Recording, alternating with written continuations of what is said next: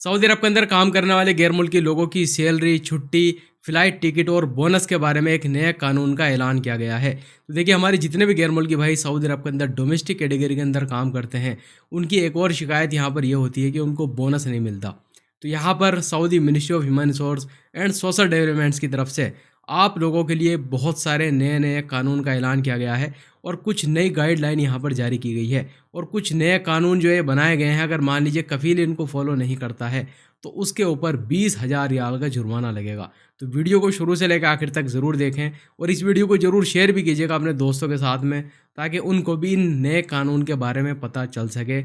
अगर उनका कफील उनका ये हक मार रहा होगा तो वो हक इनका ना मार सके और इनकी जो सैलरी है, बोनस है, छुट्टी है, टिकट है, इसके अलावा और भी कुछ बातें यहाँ पर मैं आपको बताऊंगा, वो गैर मुल्की इन सब चीज़ों का फ़ायदा उठा सके। तो आप यहाँ पर देख सकते हैं, सबसे पहले यहाँ पर यह बताया गया है, अगर मान लीजिए कोई भी कफील आपको बुला रहा है अपने यहाँ पर काम करने के लिए, तो आपके बुलाने में जितना भी खर्चा होगा वो आपसे नहीं काटा जाएगा। क्योंकि बहुत बार ऐसा होता है कि कफील आपको बुलाता है काम करने के लिए और जो भी खर्चा होता है वो आपकी सैलरी में से धीरे धीरे काटता है। तो वो जो खर्चा होगा वो पूरा जो है आपका कफील ही उठाएगा। इसके अलावा जो आपका इकामा बनेगा उसकी जो फ़ीस होगी वो आपका कफील देगा।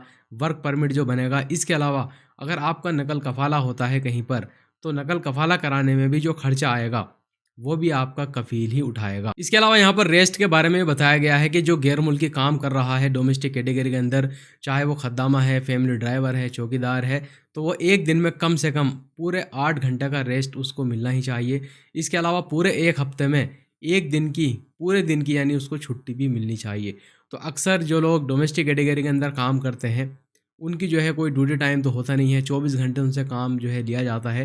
किसी भी टाइम उनको बुला लिया जाता है, रात को उठा लिया जाता है कहीं जाने के लिए। तो अब यहाँ पर यह बताया गया है कि एक दिन में कम से कम लगातार 8 घंटे का उसको रेस्ट मिलना चाहिए। इसके अलावा एक हफ्ते में एक पूरे दिन की उसको छुट्टी भी मिलनी चाहिए। इसके अलावा जो भी कॉन्ट्रैक्ट में आपकी सैलरी लिखी हुई है वो सैलरी आपको टाइम पर मिलनी चाहिए। इसके अलावा यहाँ पर छुट्टी के बारे में बताया गया है कि हर 2 साल में 1 महीने की पेड लीव इस वर्कर को मिलनी चाहिए। यानी आप 2 साल में छुट्टी जाएंगे अपने मुल्क, तो 1 महीने की जो छुट्टी आपको मिलेगी वो सैलरी के साथ मिलेगी। अगर आप अपने कॉन्ट्रैक्ट को रिन्यूअल करते हो तो, यानी अगर आप छुट्टी जाएंगे तो आपको 1 महीने की सैलरी जो है मिलेगी और छुट्टी भी मिलेगी। लेकिन अगर आप फाइनल एग्जिट पे जाएंगे तो फिर ये जो 30 दिन का पैसा आपको मिलना था ये नहीं मिलेगा। इसके अलावा यहाँ पर यह भी बताया गया है कि हर 2 साल में ये गैर मुल्की का हक है कि उसको फ़्लाइट का टिकट भी दिया जाए। काफ़ी लोग इसके बारे में कंप्लेन करते हैं कि भाई हमारा जो कफ़ील है वो टिकट हमें नहीं देता है, हमें टिकट जो है ख़रीदना पड़ता है। तो यहाँ पर नए कानून का ऐलान किया गया है कि अब हर 2 साल में आपका यह हक है कि जो भी आपका कफ़ील है वो आपको फ़्लाइट टिकट देगा आने और जाने का। इसके अलावा डोमेस्टिक वर्कर के बोनस के बारे में भी एक बहुत ही अच्छी खबर आई है। अक्सर गैर मुल्की लोग ये शिकायत करते हैं कि भाई हम तो फैमिली ड्राइवर का काम करते हैं, चौकीदार का काम करते हैं या खद्दामा का जो है काम करती हैं यहाँ पर, तो उनको जो है कोई भी बोनस नहीं मिलता। तो यहाँ पर अब ये बताया गया है कि हर 4 साल में 1 महीने की सैलरी बोनस के तौर पर गैर मुल्की को दी जाएगी।